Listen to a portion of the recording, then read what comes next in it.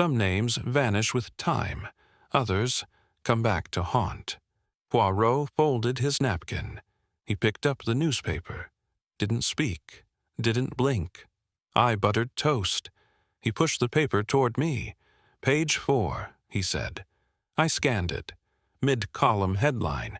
Presumed dead heir returns to claim title. Another fraud? I asked. Poirot said, "Keep reading." Sir Roger Tichborne, declared drowned, 1892.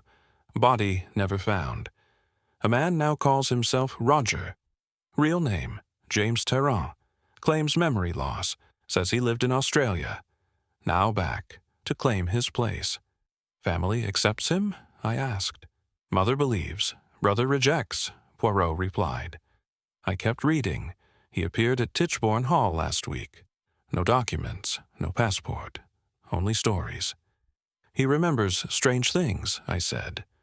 Poirot nodded. Small details, things no outsider should know. But forgets names, I added. Dates, people, events.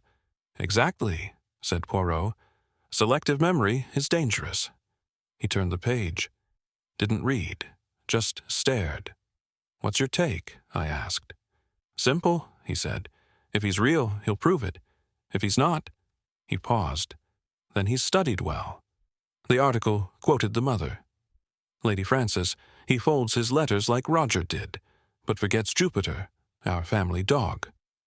Convenient, I said. Poirot agreed. It creates confusion and doubt. I pointed to another line. Tichborne estate now belongs to Sir George, the younger son. Now we see motive, Poirot said. He's not claiming identity. He's challenging inheritance. Couldn't someone check documents? I asked. Documents can be forged, Poirot replied.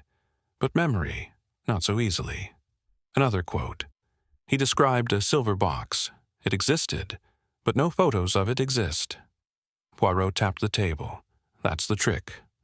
Real or coached? The paper listed inconsistencies, dates that didn't match. People he confused. He called a maid by the wrong name. Said the billiard room was green. It had always been blue. He's close, I said. Too close, Poirot corrected. That makes him either genuine or clever. Miss Lemon entered, laid an envelope on the table. No sender, marked urgent. Poirot opened it. Read silently, then again, twice. He looked up, from Lady Frances herself. What does she say? She's unsure, desperate. He held up the letter. He remembers things only Roger knew, but forgets what Roger could never forget.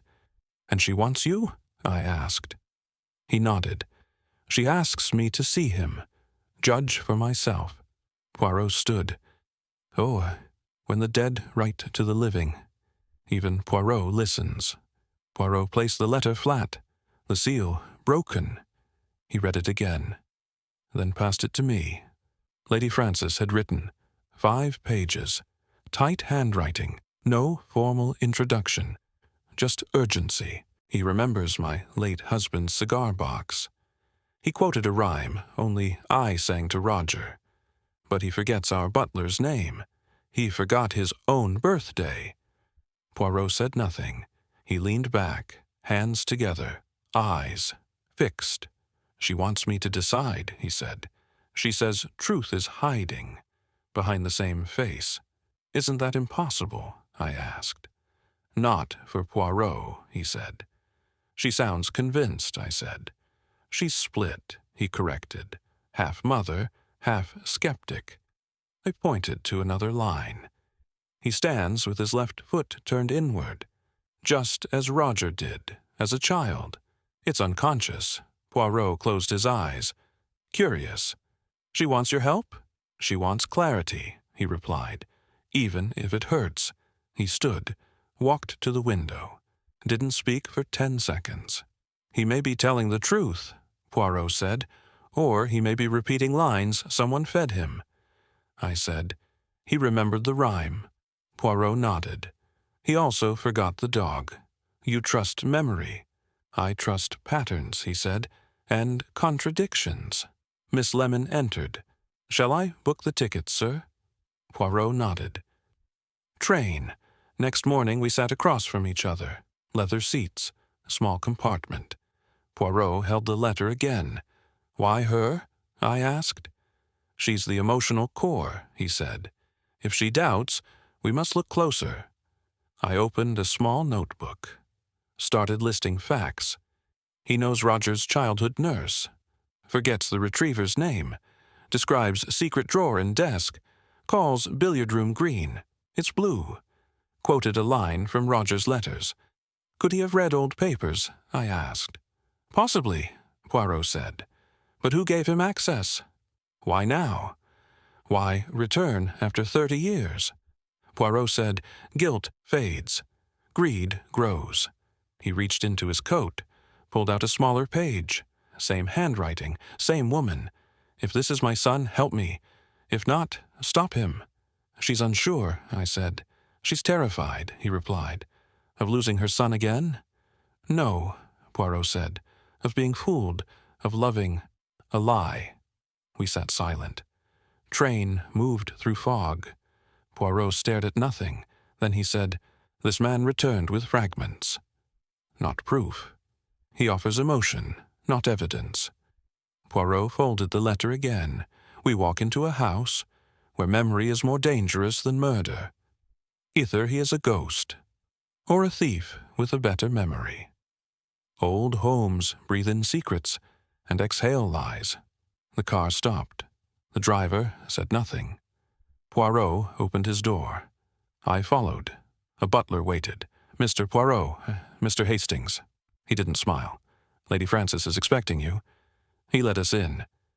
No greetings, no warmth. The entrance hall was large. Dimmensoy's cold. Footsteps echoed. The walls had portraits. None smiled. Poirot looked up, noted the chandelier, noted the dust.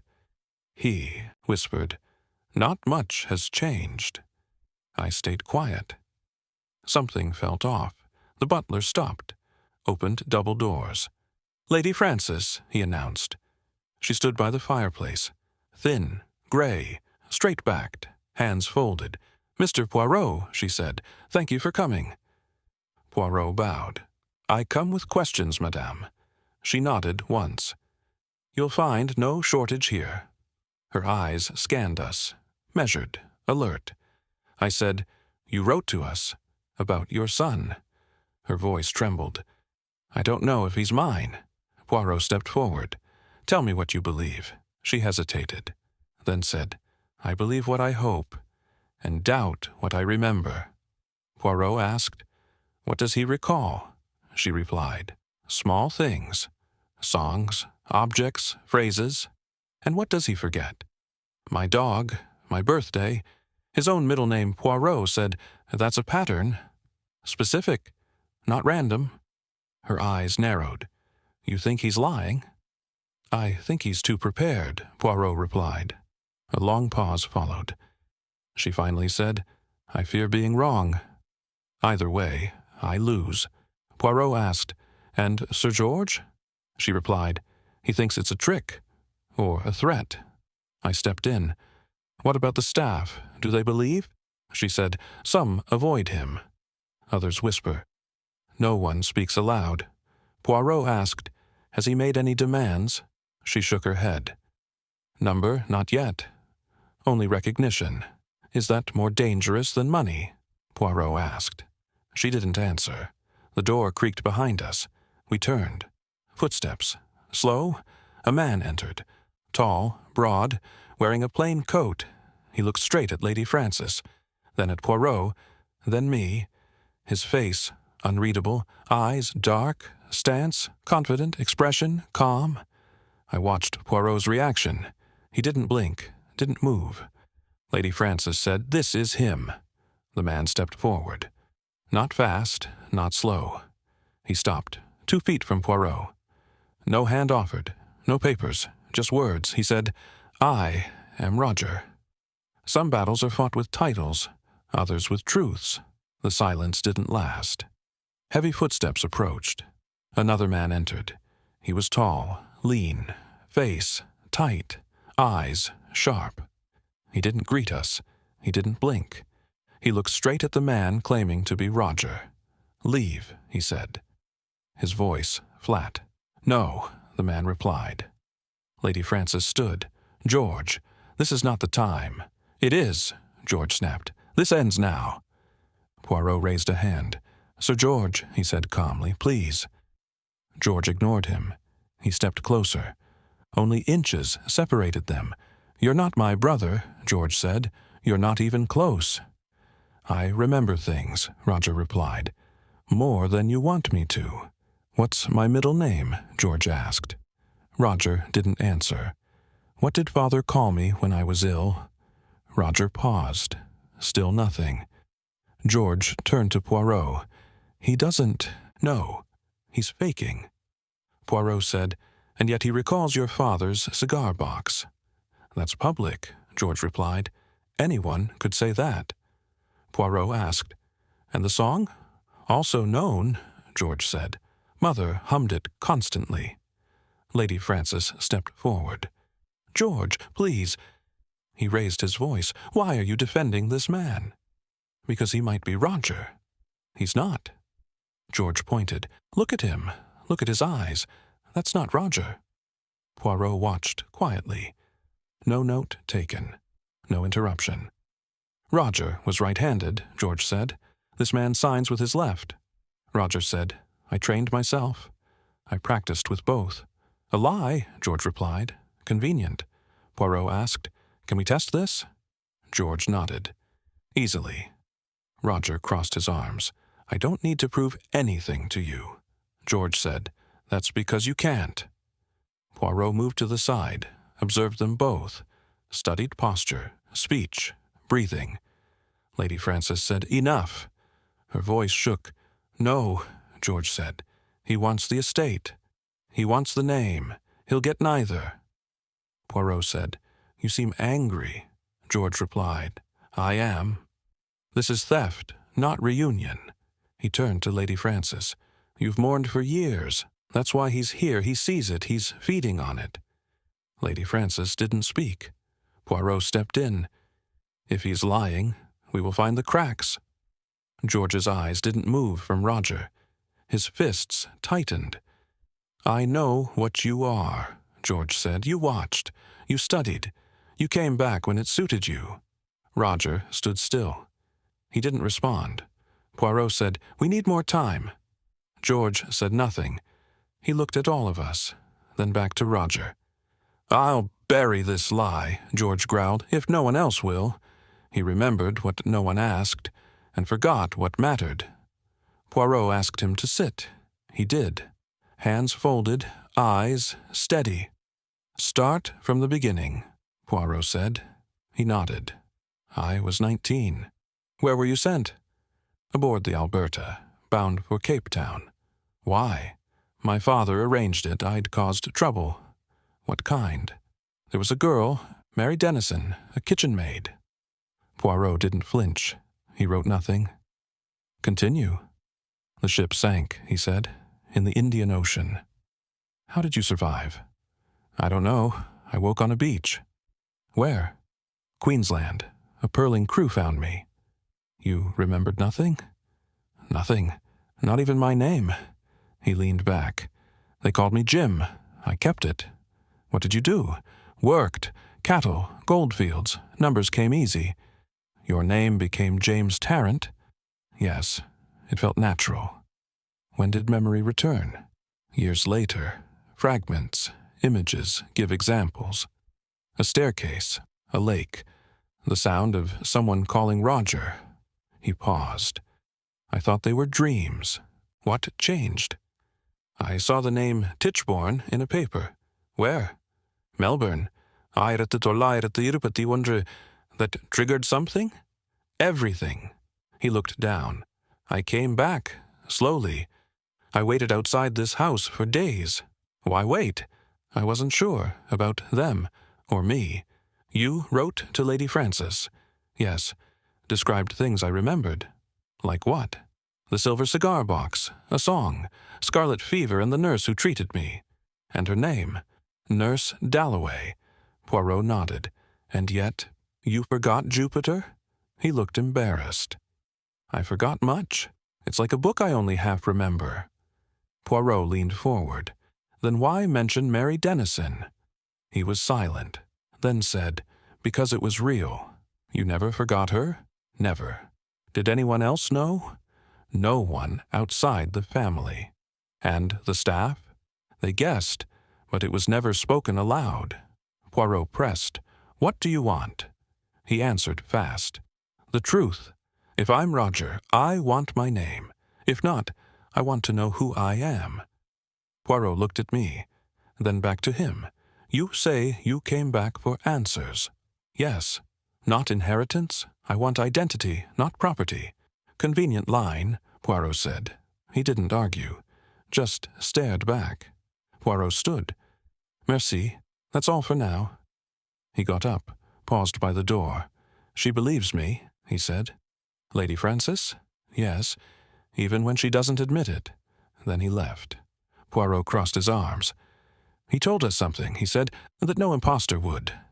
Love sees what truth sometimes hides. Lady Francis entered, alone. Poirot remained standing. She sat, slowly. No tea, she said. I want clarity, not comfort. Poirot nodded. Let us begin. She kept her eyes on the floor. I've looked into that man's eyes. Some days I see Roger, other days I see nothing. Poirot said, Memory lies. But instinct? She hesitated. Even instinct fades. Tell me what he gets right. She listed quietly. The old song. The way his father cleaned his glasses. The small silver key hidden in Roger's desk. Poirot nodded. All specific, all convincing. She continued.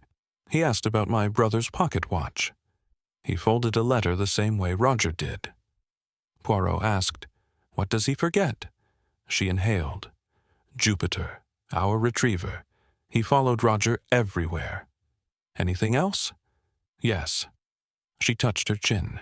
He forgot the scar here. Poirot looked closely. Roger had one? Yes, from a fall, age 10. And now, that man has no scar. Poirot asked, Could your memory be wrong? No. She was firm. I dressed the wound myself. Poirot paused. Miss Pilling says otherwise. Lady Francis blinked. What? She claims no scar on the face, only one on the knee. She's mistaken. Poirot said, Or you both are. Memory is selective. She didn't respond, then whispered, I want it to be him. But wanting is not proof. Poirot asked, Has he ever said something that broke you? Yes, she said softly. He called me Mama Fran. Only Roger used that, only once. And? It felt real. Poirot leaned forward. Would you accept him, even if the facts don't match? No, she replied. I want him to be real, but not at the cost of truth. Poirot nodded slowly. You are stronger than most. She stood. I lived through his loss. I can live through his return, if he's real, as an isohome. Poirot stepped aside. She walked to the window. Why do you think he returned now? He asked. She didn't turn. Because time wore him down, or because someone coached him well. Poirot asked, Do you suspect anyone helped him? Yes. She turned her head slightly. Baxter, or one of the old staff, perhaps even Miss Pilling. Poirot said, And George. He's afraid. Not just of lies, but of being wrong. Poirot nodded. No further questions. She stepped forward. Paused by the doorway. She murmured, He stands, just like Roger did. Legacies attract more than lawyers. Poirot sat across from Sir George. The room was silent. George held a cane, tapped it twice on the floor. Poirot opened his notebook. You seem certain, he said. I am, George replied. He's not my brother. Poirot asked, On what grounds? George leaned forward. Details, simple ones, factual, measurable. List them, George began. He couldn't recall my nickname. Forgot the rhyme we made as boys. Didn't remember our secret hideout. Poirot asked. Anything else? He used the wrong name for my father's nurse. Poirot wrote it down. And the handwriting? George nodded. Wrong hand. Roger wrote with his right, but fenced with his left, Poirot said. George's expression didn't change. He signed a letter left-handed. Could be injury, could be training. No, George replied. He claimed he always used his left. Poirot tapped his pen. You said earlier, Roger tried ambidexterity. George hesitated. He tried, briefly, but gave up. Poirot looked at his notes. Others say otherwise. Let them, George said. I lived with him. Poirot asked, Do you believe someone is helping this man? Obviously. Who? Baxter. Maybe others. Staff talk. People remember. Poirot leaned back. And you? I remember what matters. Poirot asked, Why now? George said, Because I've made the estate profitable. Cleaned up father's mess. Now someone wants to steal it. Poirot wrote that down. Does your anger come from loss or fear? George didn't answer. Poirot said, You seem to have prepared tests. Questions only Roger would know. I did, George confirmed. He failed them all. What if trauma caused the gaps? George shook his head. Trauma doesn't erase everything selectively. Poirot asked, What if you're wrong? I'm not. Poirot paused. Is your certainty worth more than your mother's hope? Yes, George said flatly. She sees what she wants. I see what is. Poirot stood. One more question. George waited. If Roger were alive and changed, would you still recognize him? No. Why not? Because I've buried him already. Poirot didn't respond. Rain tapped against the window. George didn't move. The cane rested at his side. Poirot said, Thank you for your time. George looked at the door, then back to Poirot. He said coldly, He fooled her. He won't fool me. Loyalty lasts, but so do grudges. Poirot knocked. The door opened halfway. An old man stood there, bald, eyes sharp. You're Baxter? Poirot asked. The man nodded. What for? Conversation, Poirot replied, about Sir Roger. Baxter grunted. Which one? He opened the door fully. Come in, then.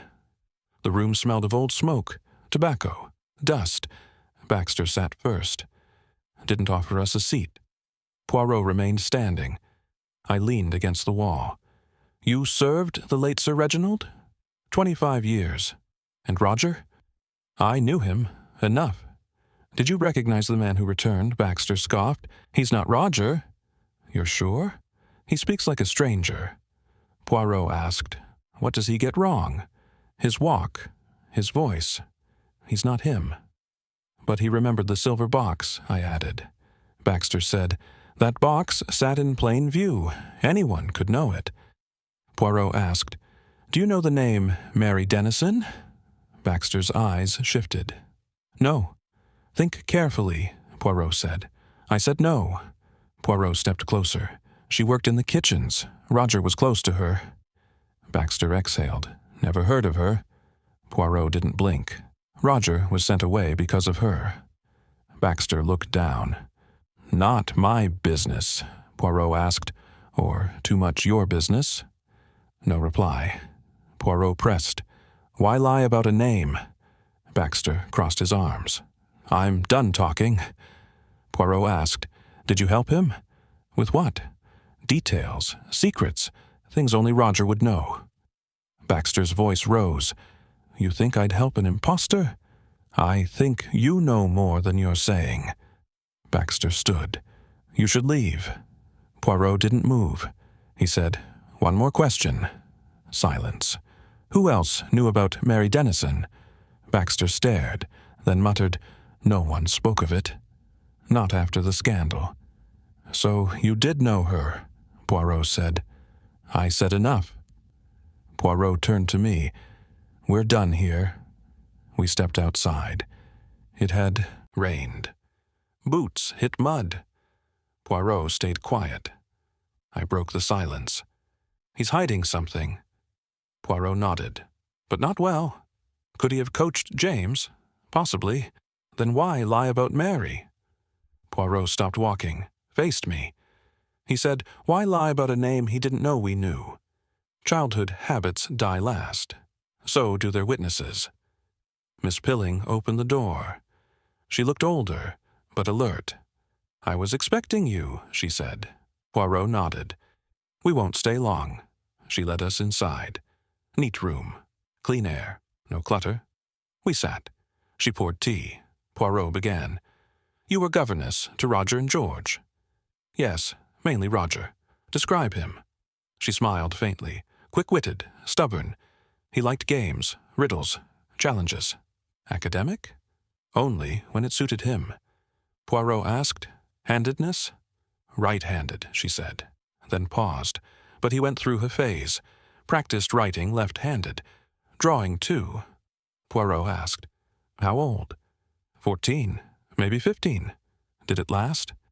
"Longer than anyone thought." Poirot wrote that down. "What about injuries?" "He fell from a tree once. Cut his knee, left side." "Scar?"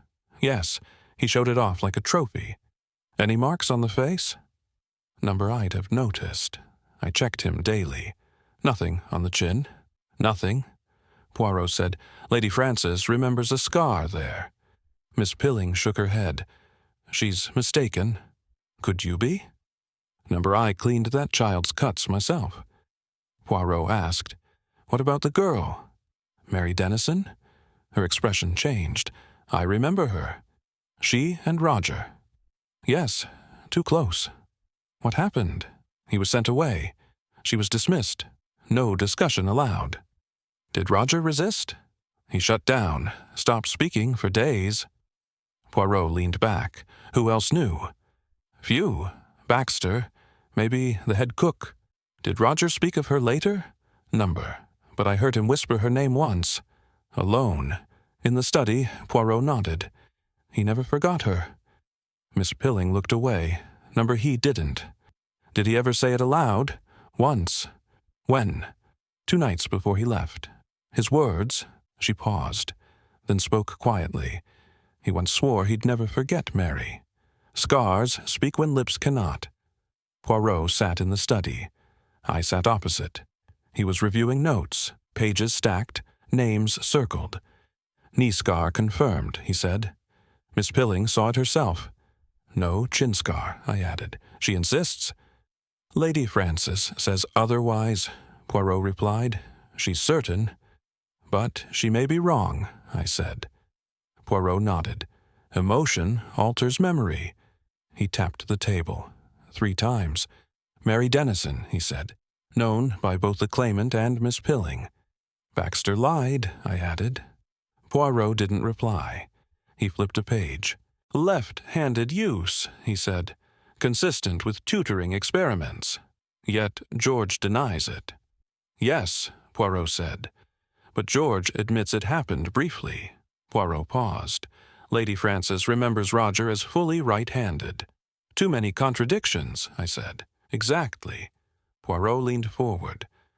"We isolate the fixed points." "The knee scar?" "Yes, unchangeable." "Confirmed the chin scar?" "Denied by the governess." "What about the behaviors?" I asked. Poirot listed. Folding letters a certain way, calling her Mama Fran, remembering the hidden drawer. He tapped his pen. "Personal, not public." "But explainable," I said. Poirot agreed. "If coached?" I asked. "What's not explainable?" Poirot closed the notebook. "Emotion under pressure. Body language. Involuntary detail." He paused. "Like a scar. A man can repeat facts," he said, "but he cannot fake where his body holds pain." "So, what now?" I asked. "We compare what's remembered with what's real. The mother's memory is selective. The governess is trained, precise, less emotional." But both can be wrong, I said. Poirot nodded. True. He looked at his watch, ticking softly. He stood. Bring the claimant, he said. I want to see the scar myself. As I stood, Poirot spoke again. A liar learns facts, he said, but a scar chooses its own place. A lie is smooth until it meets a wrinkle. Poirot read the telegram twice, then passed it to me, typed in capital letters. James Tarrant sailed Melbourne to London 1921. No records before that. No trace in goldfields or cattle stations, survivor list from Alberta incomplete. I looked up. So he lied?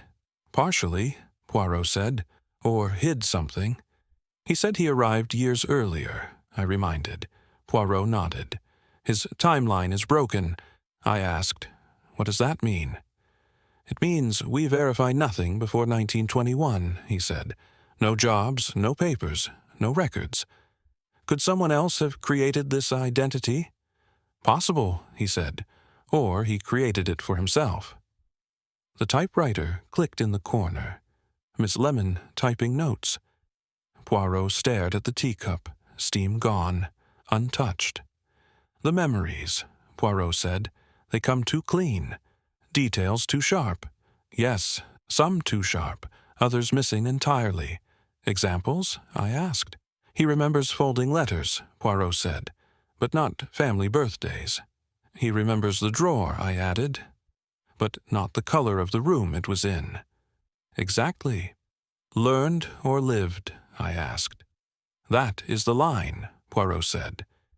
He took out the letter from Lady Frances. He read one line aloud. He said he remembered the feel of father's spectacles in his hand. Poirot paused. Feel is harder to fake, but his travel record contradicts him. Yes, Poirot said. But memory and lies often walk together. What about the name? I asked. James Tarrant? Maybe real, maybe borrowed. I asked. You're doubting him now? Poirot didn't answer. He picked up the telegram again. Read the final line. Identity unconfirmed, I said. So, we have no proof of anything before 1921. We have a ghost, Poirot replied, who became solid, too suddenly. I flipped through the case notes. Miss Pilling believed him. Yes? Lady Frances is torn. Yes. George is hostile. As expected. I asked, what do you believe? Poirot didn't answer immediately. He folded the telegram slowly, laid it flat, aligned the edges, then said, he remembers too much, and yet not enough. Some names stain history, some vanish with it. Poirot paced. I followed his steps. He paused. Mary Dennison, he said. I nodded. She keeps returning. She is the thread, Poirot replied. Everything leads back to her. He opened his notebook, read aloud. Claimant mentions Mary unprompted. Baxter denies knowing her. Miss Pilling confirms her. Lady Frances confirms the scandal. Baxter's denial is the key, Poirot said. Why lie? I asked. Poirot stopped pacing. Because the lie reveals more than the truth. He pointed to the page. Miss Pilling remembered a name whispered in the dark. Roger whispered it, I said. Poirot nodded. An impostor wouldn't risk it. He tapped the notebook again. Now think. Baxter denies her. Strongly, quickly. Too quickly, I asked. Yes, Poirot said, he's hiding something. Or protecting someone. I asked, could Baxter be protecting Roger? Or helping build him, Poirot replied, brick by brick. But Mary's name slipped, I said. Exactly, and it didn't come from Baxter. Poirot sat. Opened another folder. Letters, old statements, dismissal notes. Here, he said, Mary Dennison, dismissed quietly, no reason listed. No reason? I repeated. Too dangerous to record, Poirot said. I asked, does anyone else mention her? Number she disappears, he said, like Roger did. Poirot leaned forward. Yet her name lives. in one man's mouth. I replied, and he wasn't supposed to know it. Poirot smiled faintly. Unless he was Roger. Or unless someone told him. Poirot shook his head. Not Baxter. He pretended not to know her, denied her flatly. I said, he could still be lying. True, Poirot said, but the contradiction is strange. How so? Baxter would never give away the name. Too risky? Poirot nodded. Too intimate. Too explosive. We sat in silence. Footsteps outside. China clinked faintly in the hallway. Poirot said, if Baxter had fed the detail, he wouldn't deny it. So, I asked. So either someone else told him, he paused, or he knew it, because he lived it. I stared. You mean, Poirot held up a finger.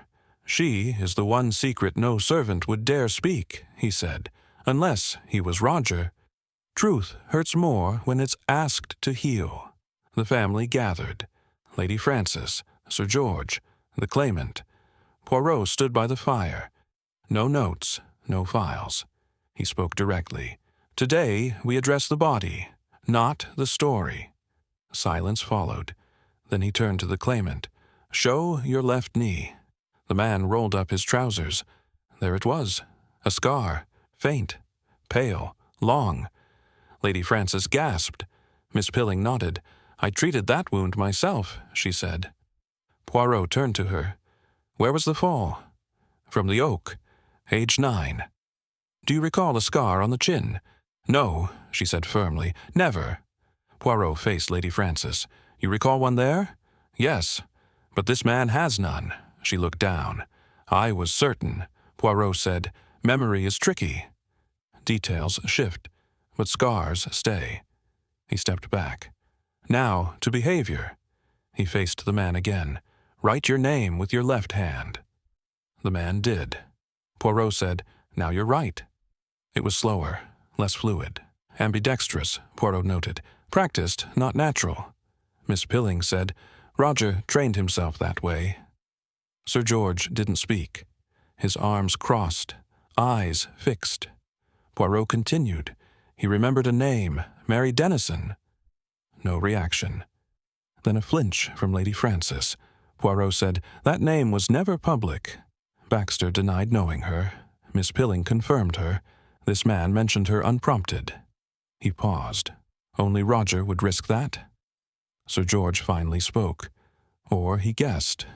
Poirot said, no, a guess is safe. That name was dangerous. George clenched his fists. And the other gaps? Poirot replied, some memories fade. Others root themselves too deep. Poirot pointed to the claimant. He knew private habits. He spoke old words. He folded paper a certain way. He remembered feelings, not facts.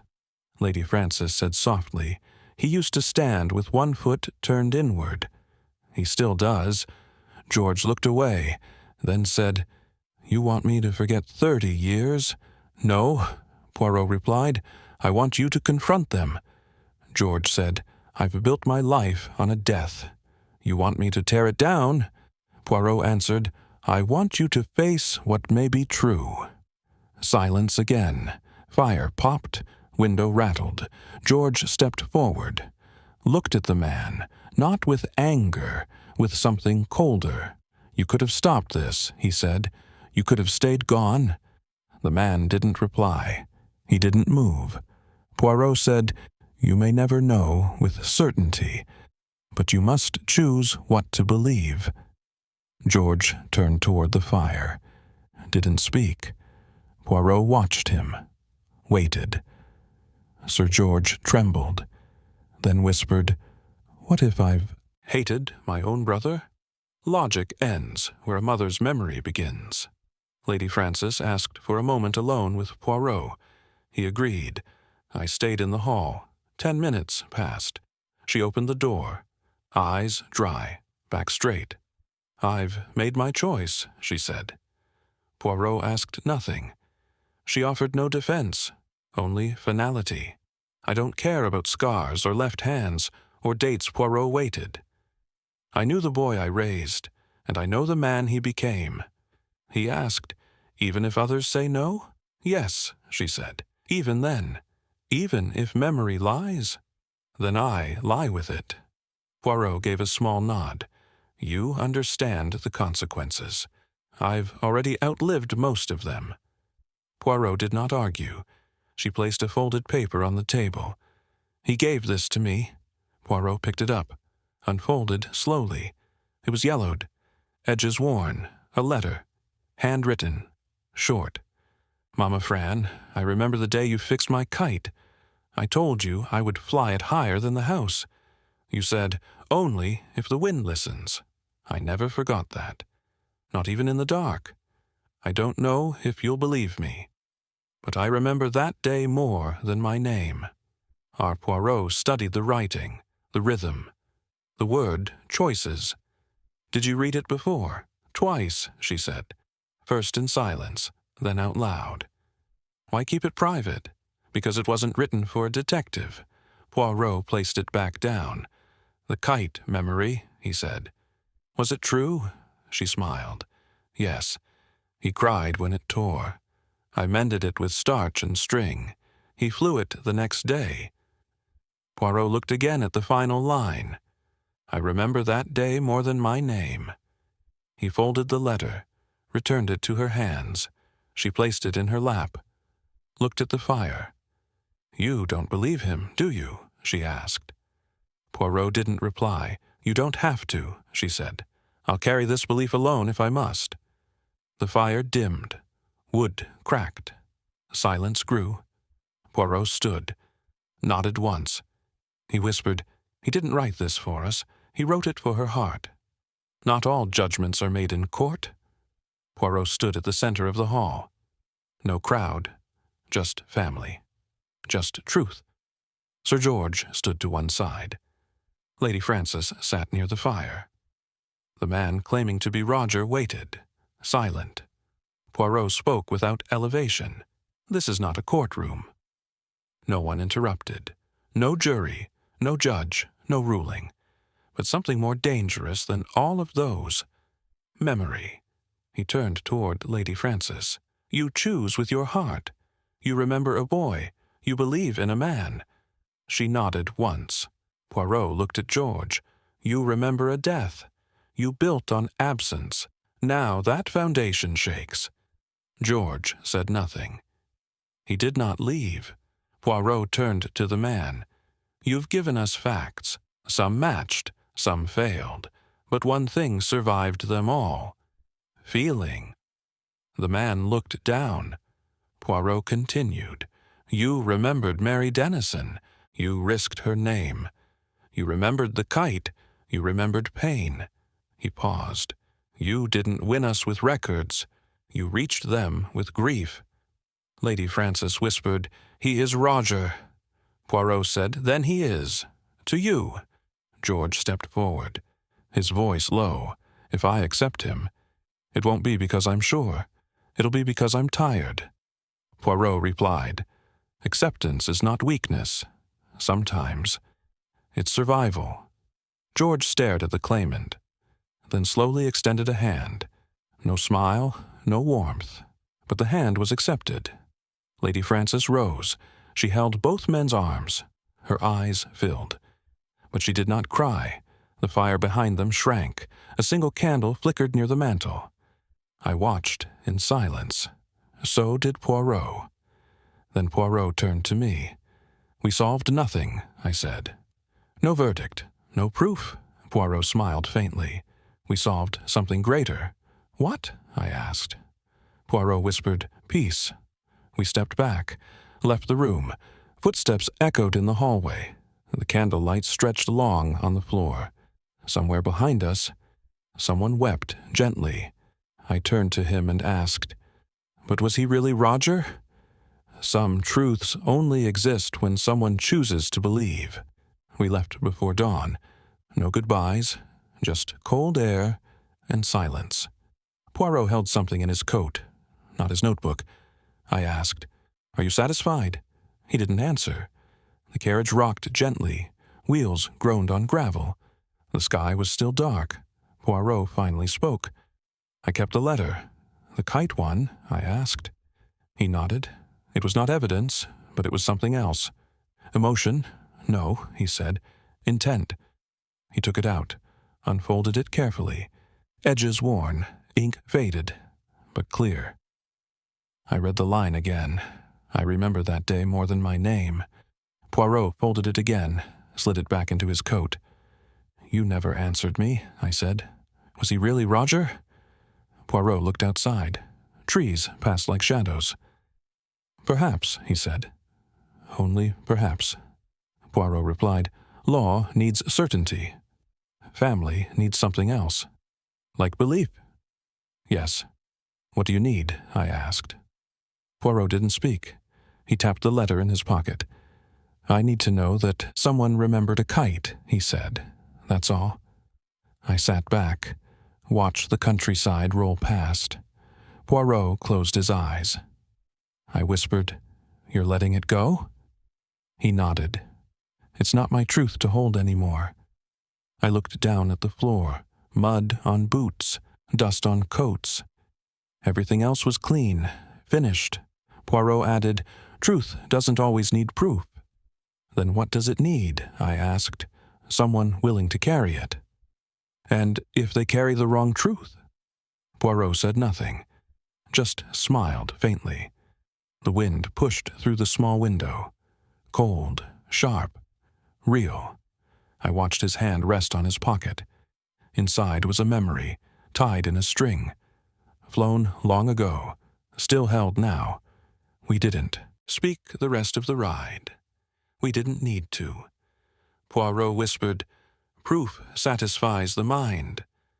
But memory heals the soul."